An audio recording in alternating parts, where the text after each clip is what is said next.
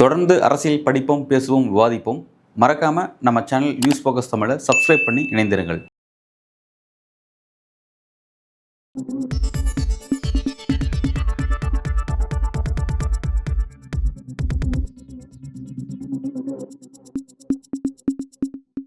News focus Tamil நேயர்களுக்கு வணக்கம். இன்றைய நேர்காணலில் நம்மோடு இணைந்திருக்கிறார் ஊடகவாளர் திரு அன்பழகன் அவர்கள். வணக்கம். வணக்கம் சார். தென் மாவட்டங்களில் பெருசாக பேசப்படுற தேவர் குரு பூஜை இன்னைக்கு அது ஒரு அரசியல் சூழலே ஒரு மாற்றி அமைக்கிற ஒரு களம் வந்திருக்கு. ஏன் அதை குறிப்பிட்றேன்னா, இன்னைக்கு இரு துருவங்களாக இருக்கிற செங்கோட்டையன், டிடிவி, சசிகலா போன்ற அதிமுக பிரிந்தவர்களெல்லாம் இன்னைக்கு ஒன்று சேர்ந்துருக்காங்க. எப்படி பார்க்குறீங்க? ஒரு முக்கியமான பொலிட்டிக்கல் டைமென்ஷனாக பார்க்குறேன்.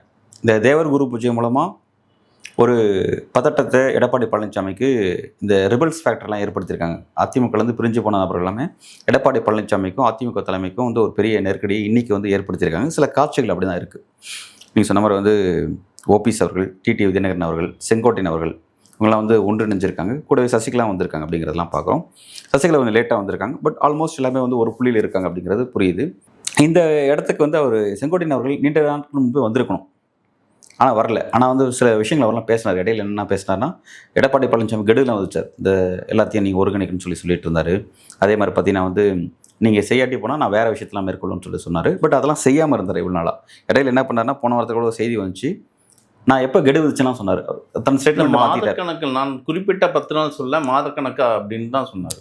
அந்த ஸ்டேட்மெண்ட் மாற்றி அவர் 10 நாள் தான் அவரோட ப்ரெஸ் மீட்டே 10 நாள் தான் சொன்னார். அப்போ அதுலேருந்து ஒரு பேக் அடிக்கிற ஒரு விஷயம் அவர்கிட்ட இருக்குது. இதெல்லாம் வந்து ஒரு எதிர்த்து நீங்கள் வந்துட்டீங்க அப்படின்னா அப்படி ஸ்டாண்ட் எடுக்கக்கூடாது. அது ஒரு லீடருக்கான ஒரு பொலிட்டிக்கல் மெச்சூரிட்டிக்கு அது நல்லதில்லை அப்படின்றது தான் விஷயம். பட் வந்து அவரை செஞ்சுட்டு வந்து இன்றைக்கி என்னென்னா வந்து இன்றைக்கி சவுத்தில் பெரிய ஒரு மித்து ஏற்பட்டிருக்கு. அந்த தேவர் குரு பூஜை அப்படின்னு வந்து பார்த்தீங்கன்னா அது ஒரு பெரிய மித்து ஏற்படுது. அந்த மித்தில் அந்த ஒரு மித்துக்காக டக்குனு அவங்க அப்படி மாறி பண்ணாங்களான்னு தெரியல. ஆனால் இந்த ஃபயருங்கிறது இன்றைக்கி ஏற்பட்ட அந்த ஃபயருங்கிறது தொடர்ச்சி இருக்கும் பட்சத்தில் சவுத்தில் வந்து நிச்சயமாக வந்து எடப்பாடி பழனிசாமிக்கும் அதிமுகவுக்கும் ஒரு பெரிய நெருக்கடி இருக்குங்கிறது. எப்படி இதில் ஒரு நெருக்கடின்னு நினைக்கிறீங்க? ஏன்னா அதிமுகன்ற ஒரு பெரிய பிம்பம், அது அவர் கையில் ரெட்டை இலை என்ற ஒரு பெரிய ஆயுதம் இருக்குது. இவங்க எப்படி சேர்ந்தா எடப்பாடிக்கு ஒரு இக்கட்டுன்னு நினைக்கிறீங்க? 2021 கடந்த சட்டமன்ற தேர்தலில் அதிமுக வந்து டோட்டலாக 75 சீட்ஸ் பெற்றாங்க. அதிமுக அலைன்ஸ் பெற்றாங்க. அதிமுக 65, பாமக 5, இப்போ பாஜக 4 அப்படின்னு சொல்லி எல்லாம் சேர்த்து ஒரு 75 சீட்ஸ் பெற்றாங்க. இதில் என்னென்னா, ஒரு விஷயம் சரியாக இருந்துச்சுன்னா 75ங்கிறது 95 இல்லை 100 வந்திருக்கும். அது என்ன அப்படின்னா, டிடிவி தினகரன் ஃபேக்டர் உள்ளே இருந்தாங்கன்னா, டிடிவி தினகரன் வந்து 2.16% வாக்கு பெற்றார். அதன் மூலமாக கிட்டத்தட்ட 20 சட்டமன்ற தொகுதியில் அதிமுக தோல்விக்கு அவர் காரணமாக அமைச்சிட்டார். அது ரொம்ப முக்கியமானது. இது அவ்வளோ சவுத்தில் தான் நடந்தது, மறந்துட முடியாது. இது வந்து என்னென்னா, அப்போ வந்து டிடிவி தினகரன் ஃபேக்டர் மட்டும் தான் வெளியே போயிருந்தார். ஓபிஎஸ் வந்து உள்ளே தான் இருந்தாங்க. ரெட்டை தலைமையில் தான் வந்து எலெக்ஷன் அன்றைக்கி சந்திச்சாங்க. ஸோ வந்து இப்போ என்னென்னா, இப்போ ஒற்றை தலைமை மாறிடுச்சு. டிடிவி தினகரன் வெளியேற்றின மாதிரி இப்போ வந்து ஓபிஎஸும் வெளியேற்றிட்டாங்க. 2 பேரும் ஒரு சாதி சமூகத்தை சேர்ந்தவங்க. ஸோ வந்து அப்படி இருக்கும்போது அந்த ஒரு சாதி சமூகம் வந்து இந்த முறை வந்து ஏற்கனவே மக்களவைத் தேர்தல் இந்த எக்ஸாமில் பார்த்தோம். அது இபிஎஸ்க்கு எதிராக திரும்பி இருக்குன்னு நம்ம பார்த்தோம். ஏன்னா மக்களவைத் தேர்தலில் பார்த்தீங்கன்னா ராமநாதபுரத்துலையும் தேனியிலையும் என்ன நினச்சி நம்ம பார்த்தோம். இபிஎஸ் டெபாசிட் இலக்கு வச்சாங்கன்னு நம்ம பார்த்தோம். இபிஎஸ் வந்து 2வது இடத்துக்கு 3வது இடத்துக்கு போயிட்டேன்னு பார்த்தோம். இந்த சுயேட்சை கேண்டிடேட்டாக ஓபிஎஸும் டிடியும் வந்து அந்த இடத்துக்கு வந்துட்டாங்க. அந்தளவுக்கு வந்து அவங்களோட வளர்ச்சி இருந்திருக்குன்றது புரிஞ்சிக்க முடியுது. ஸோ வந்து சட்டமன்ற தேர்தல் அப்படின் போது இன்னும் கொஞ்சம் வந்து இந்த விஷயங்கள் வந்து இன்னும் கொஞ்சம் கூர்மைப்படும். பிஎம் எலெக்ஷனுக்கே பார்த்தீங்கன்னா வந்து உட்கட்சியில் குறிப்பாக இந்த சாதி சமூகத்தினுடைய அந்த ஃபேக்டர் தான் வந்து அங்கே ஒர்க் ஆச்சு. சப்போஸ் வந்து வரக்கூடியது வந்து சட்டமன்ற தேர்தல் அப்படின்போது எல்லாருமே சொந்த சாதி கேண்டிடேட் போடுவாங்க.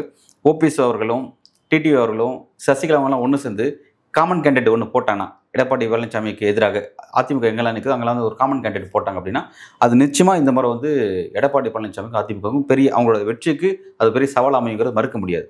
ஸோ வந்து அவங்க வந்து எப்படி இந்த எலெக்ஷன் சந்திக்க போகிறாங்க அப்படிங்கிறத தான் வெயிட் பண்ணி பார்க்கணும்.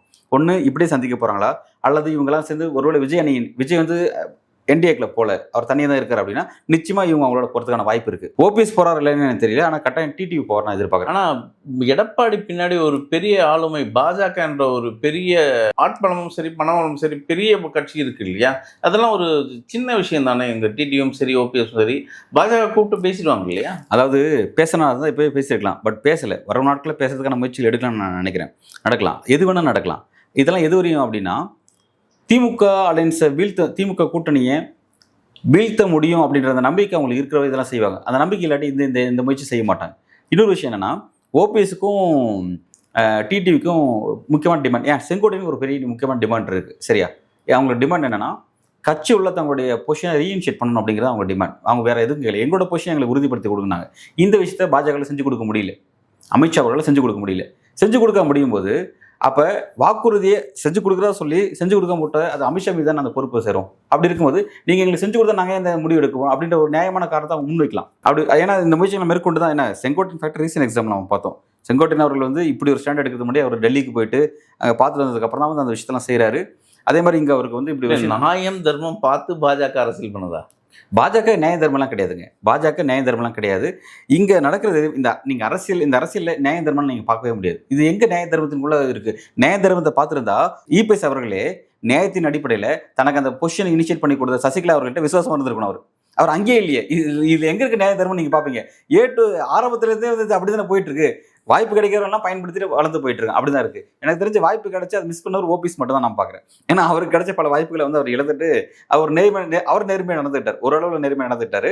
அதனால அவர் வந்து இன்னைக்கு இப்படி போயிட்டு இருக்காரு நான் பாக்குறேன்.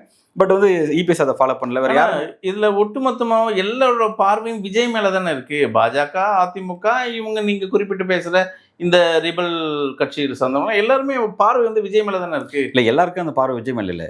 பர்டிகுலராக அது அந்த பார்வை யாருக்குன்னா எடப்பாடி பழனிசாமி அவர்கள் தான் வந்து ரொம்ப அதிகமாக இருக்குது. ஏன் அப்படின்னா அந்த விஜய்ன்ற அந்த ஒரு சக்தி மட்டும் தாவேக்கங்கிற அந்த ஒரு கட்சி மட்டும் இந்த அலைன்ஸுக்குள்ள வந்தோன்னா நிச்சயமாக இந்த மாதிரி ஒரு ஆட்சி மாற்றம் இருக்குது அப்படிங்கிறத நம்புறாங்க. அதுக்கான வாய்ப்புகளும் இருக்குது. களம் வந்து 4 முனை போட்டியாக இருக்கும்பொழுது தான் திமுக ஒரு எஜ் இருக்கிறது தெரியுது. சப்போஸ் அது 3 முனை போட்டியாக மாறுச்சுனாவே கூட டிஎம்கேக்கான வெற்றி வாய்ப்புங்கிறது டவுட்டாக மாறிடும்.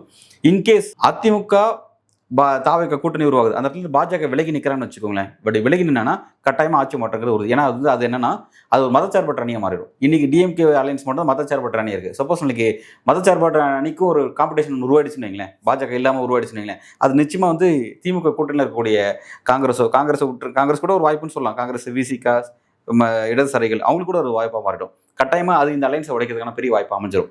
அது அப்படி நகர போதா அல்லது பாஜகவும் அந்த அணியில் இருக்க போது விஜய் மட்டும் அங்கே போப்பாரு அப்படின்னா விஜய் அங்கே போனால் மட்டும் அதிமுக பாஜக இருக்கிற அன்னைக்கு விஜய் போனாலும் சரி, அப்போ போனால் கூட திமுகவோட வெற்றி வாய்ப்புங்கிறது சவாலான விஷயமா. இதுல இன்னொரு பார்வை என்னன்னா, இப்போ ஒருவேளை என்டிஏ கூட்டணியில விஜய் இணைந்தாருன்னா விஜயோட ரசிகர்களும் சரி, இந்த பக்கம் அதாவது அவங்க தொண்டர்கள் தாவக்கா தொண்டரும் சரி, அந்த பாஜக எதிர்ப்பலைகள்னு ஒன்று இருக்கு இல்லையா, அந்த வாக்குகள்லாம் திமுகவுக்கு தானே சென்றடையும். அது திமுக தானே ப்ளஸ் பாயிண்ட். கட்டாயம் அப்படி போயிடுச்சுன்னு வைங்களேன், கிளியர் ஆயிரும். ஒன்று விஜய் மீது மதச்சார்பு முத்திரை குத்த போட்டுரும். அவங்க போயிட்டேன்னா விஜய் அதிமுக எப்படி இன்னைக்கு எடப்பாடி பழனிசாமி பார்க்குறாங்களோ அது எப்படி ஒரு அதே மாதிரி தான் நாளைக்கு வந்து தாவேக்க விஜயும் பார்க்க போகிறாங்க. அப்போ அந்த அணி ஃபுல்லாகவே வந்து ஒரு மதச்சார்பு கொண்ட அணியாக மாறிடும். மதச்சார்பற்ற அணி அப்படிங்கிறவங்களுக்கு ஒரே ஒரு வாய்ப்பு டிஎம் அலைன்ஸ் மட்டும் தான் மாறிடும். இது 2 தான் களம், வேறு யாரும் கிடையாது. சீமானா வந்து அவர் தனிச்சு அப்படி போயிட்டு இருக்க வேண்டியதான், அவர் ஃபேக்டரியில் கேம்லேயே கிடையாது. ஸோ அப்படி இருக்கும் பொழுது இஸ்லாமியர்கள் வாக்கு, சிறுபான்மையிலே ஓவராலாக விஜய் வந்து ஒரு அடிப்படையில் வந்து அவர் ஒரு கிறிஸ்துவ மதத்தை சார்ந்தவர் இருந்தாலுமே அந்த கிறிஸ்டின் வாக்கும் வந்து அவருக்கு போகாது. இப்படி அமைஞ்சிச்சுன்னா அது அப்படியே இங்கே ஷிஃப்ட் ஆகிடும். இப்போது என்னன்னா டிஎம்கே போயிட்டு இருக்க கிறிஸ்டின்ஸ் வாக்கு வந்து இப்போ வந்து கொஞ்சம் விஜய்க்கு ஷிஃப்ட் ஆக வாய்ப்பு இருக்குது. சப்போஸ் ஒருவேளை அவர் அங்கே போயிட்டாருன்னா அது கம்ப்ளீட்டாக இங்கே தான் மாறும். அப்படி இருக்கும்போது வந்து பார்த்தீங்கன்னா எல்லாமே கிளியர் ஆயிரும். இப்படி கிளியர் ஆகிடுச்சுன்னு என்ன, அது டிஎம்கே எதிர்ப்பு வாக்குகள் ஃபுல்லாக ஒரு புள்ளி அறுவடை பண்ணிடுவாங்க. டிஎம்கே எதிர்ப்பு வாக்குகளை அறுவடை பண்ணிட்டு இருந்த அதிமுக அதே வாக்கை ஃபோக்கஸ் பண்ண அதே வாக்கை ஃபோக்கஸ் பண்ண தாவேக்கா, அதே வாக்கை ஃபோக்கஸ் பண்ண பாஜக, இதெல்லாம் ஒரு புள்ளியில் இணையும் போது நிச்சயமாக இந்த ஒரு சாலிட்டி கிளியர் ஆயிரும். அந்த பக்கம் சிறுபான்மை வாக்கு அந்த பக்கம் போகாது, அது தெளிவாயிரும். ஆன்டிகமெண்ட்ஸ் வாக்குகள் கட்டாயம் அந்த அலைன்ஸாக போகுது, அதில் மாற்று கிடையாது. சீமான் சின்னது பிரிப்பார், ஆனால் மற்றது ஃபுல்லாக அங்கே தான் போகுது. அப்படி இருக்கும்போது பார்த்தீங்கன்னா போன எலெக்ஷனில் இந்த வெற்றி வாய்ப்புங்கிறது 3.5% தான் முடிவாச்சு. சீட்ஸ் பார்த்தீங்கன்னா வந்து 2 பேருக்கும் திமுக அலைன்ஸுக்கும் இங்கே இவங்களுக்கு திமுக அலைன்ஸ் வந்து 154, இவங்க வந்து 75 நினைக்கிறேன் சீட்ஸ் லெவலில் வித்தியாசம். ஆனால் வந்து பர்சன்டேஜ் பார்த்தா 3.5% வித்தியாசம். ஸோ வந்து இப்படி ஒரு விஷயம் அமைஞ்சிச்சுன்னா அந்த 3.5% இருக்குது பார்த்தீங்கன்னா, இந்த முறை அந்த 3.5% பார்த்தீங்கன்னா அவ்வளோ வித்தியாசம் இருக்காது. ரெண்டு அணிக்குமான வித்தியாசம் ரொம்ப மைனராக குறைஞ்சிரும். சில இடங்களில் நம்பர்ஸ் ரொம்ப குறைஞ்ச நம்பர்ஸில் வெற்றி வாய்ப்புங்கிறது முடிவாகிற விஷயங்கள் ஏற்படலாம். கட்டாயமாக ஒருவேளை அப்படி மாறுச்சுன்னா திமுக வெற்றி வாய்ப்பு கட்டாயம் சவாலாக மாறும். இப்படி அலைன்ஸ் வந்து இந்த ரெண்டு அணியாக மாறிடுச்சா திமுக அலைன்ஸுங்கிறது திமுகவுடைய வெற்றி வாய்ப்புங்கிறது ஒரு சவாலான விஷயமா மாறிடும். ஆனால் அது வந்து ஒரு கிளியராக ஒரு பிராண்ட் பண்ண ஒரு மதச்சார்பற்ற ஒரு அணியாக மாறிடும். அதுக்கு திரளக்கூடிய வாக்குகளும் அதன் அடிப்படையில் திரளக்கூடிய வாய்ப்பு ஏற்பட்டுரும். ஒருவேளை விஜயோட பயணம், விஜயோட ட்ரீம் தமிழ்நாடோட சீஃப் மினிஸ்டர் அந்த பயணம் அதுதான் அவங்களை தொண்டை எதிர்பார்க்குறாங்க. தனித்தே நின்று போட்டியிட்டா திமுகவுக்கு எந்த அளவுக்கு சவாலாக இருக்கும்? தனித்தே நின்று போட்டிட்டான்னா திமுகக்கான சவாலுங்கிறது இருக்கும். அது எந்த அளவுக்கு இருக்கும் அப்படின்னா அவங்களுடைய வெற்றி வாய்ப்பை பெரிய உள்ள பாதிக்கிற மாதிரியான வெற்றி வாய்ப்பு அந்த மாதிரியான ஒரு டேமேஜாக அது இருக்காது. மேபி தனிப்பட்ட டிஎம்கேக்கு மெஜாரிட்டி குறையிறதுக்கான வாய்ப்பு இருக்கலாம். ஆனால் அந்த அலைன்ஸுக்கு கிடைக்க வாய்ப்பு இருக்குது. 118 அப்படிங்கிற அந்த மேஜிக் மார்க் அப்படிங்கிறது அந்த அலைன்ஸுக்கு கிடைக்கும். தனிப்பட்ட முறையில் போன எலெக்ஷனில் 134 வாங்கினாங்க பார்த்தீங்கன்னா, அது கிடைக்க வாய்ப்பு இல்லை அப்படிங்கிறத பார்க்குறேன். தனித்து நின்று ஒருவேளை விஜய் தனித்து நிற்கப்பட்டால் அதே போல அதிமுகவும் சரி, அதாவது மூன்றாவது அணியா எது இருக்கும்? அதிமுகவா தவைக்கவா? அவங்களோட ஓட் ஷேரிங் எப்படி இருக்குன்னு கேட்குறேன். இல்லை, இப்படி ஒரு விஷயம் அப்படி அமைஞ்சதுன்னா முதல் இடம் வந்து டிஎம்கே அலைன்ஸ் வர வாய்ப்பு இருக்குது. அதில் மாற்றுக்கிறது கிடையாது. 2வது இடத்துக்கு வரதுக்கான வாய்ப்பு வந்து ஏடிஎம்கேக்கு வர வாய்ப்பு இருக்குது நான் பார்க்குறேன். 3வது இடத்த விஜய் வருவார் நான் பார்க்குறேன். காரணம் என்னன்னா, எலெக்ஷன் வரும்போது வந்து 234 தொகுதியில் வந்து அனைத்து பூத்லையும் வேலை செய்யறதுக்கான ஒரு பெரிய ஒரு மெக்கானிசம் வந்து ஏடிஎம் கிட்ட மட்டும் தான் இருக்குது, விஜய் கிட்ட இல்லை. சப்போஸ் வரும் நாட்களில் அவர் அதை வந்து கூர்மைப்படுத்தினார்னா அதில் அந்த விஷயத்தில் கான்சன்ட்ரேட் பண்ணி அது ரொம்ப வலிமை மிக்கதாக மாறினா எனக்கு தெரிஞ்சதுக்கான வாய்ப்பு குறைவு, ரொம்பவும் குறைவு. அவர் அதை நோக்கி செய்யறதுக்கான கேப்பபிலிட்டி அவருக்கு இப்போ இல்லை. ஒருவேளை இந்த 6 மாதத்தில் வளர்த்துக்கிறான்றது எனக்கு தெரியல. ஒருவேளை வளர்த்துட்டாருன்னா 2 பேருக்குமான ஒரு fight, neck to neck fight இருக்க வாய்ப்பு இருக்குது. அலைன்ஸ் கரெக்டாக அமைஞ்சாங்கன்னா அப்போ அது டிஎம்கே போட்டியிட வாய்ப்பு இருக்குது. அந்த அலைன்ஸில் அவங்க 2 பேரும் கோட்டை வரும். ஏன்னா இப்போ வரைக்கும் கோட்டை விட்றாங்க. இங்கே வந்து பாஜக மட்டும் தான் சேர்ந்துருக்கு, வேறு யாரும் சரியில்லை. அங்கே வந்து விஜய் மட்டும் தான் இருக்கிற, வேறு யாரும் இல்லை.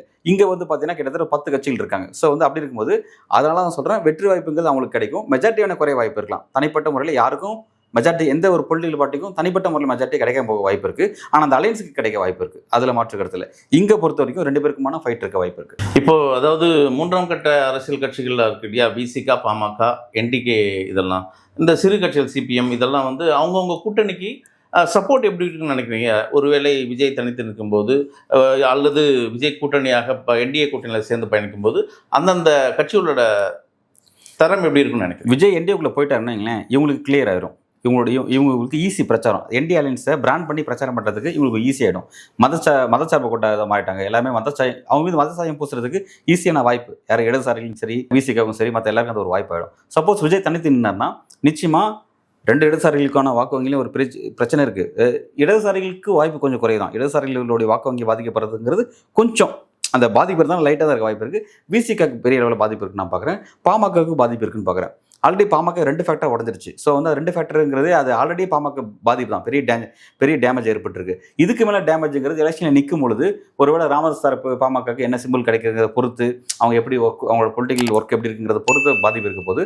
ஆனால் விஜய் தனித்து நிற்கும் பொழுது எல்லாருக்குமே ஒரு பாதிப்பு இருக்குது. ஏடிஎம்கே டிஎம்கேக்கும் பெரிய பாதிப்பு இருக்குது. அதை தாண்டி சின்ன கட்சிகளுக்கு, வளரக்கூடிய கட்சிகளுக்கு ஒரு பெரிய நெருக்கடி, நாம் தமிழ் உட்பட எல்லாருக்குமே ஒரு பெரிய நெருக்கடி இருக்குங்கிறது உண்மை, மறுக்க முடியாது.